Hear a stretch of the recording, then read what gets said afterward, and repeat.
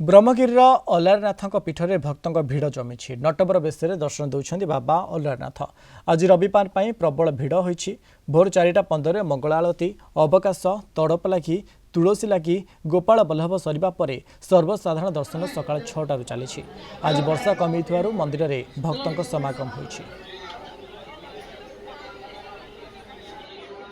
बहुत खुशी कहीं महाप्रभुंकर भेष देखा समस्ते आसती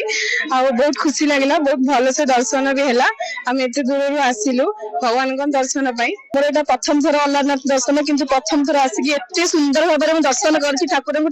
बेश एत मनोरम एथर देखिकी पूरा मन खुशी हो जाऊँगी आनंद मन भरी जाऊँगी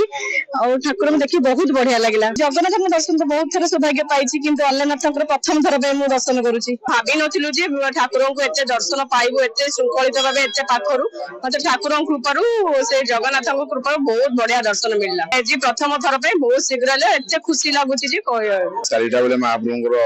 पौड़ खोलागला 4:15 महाप्रभुंर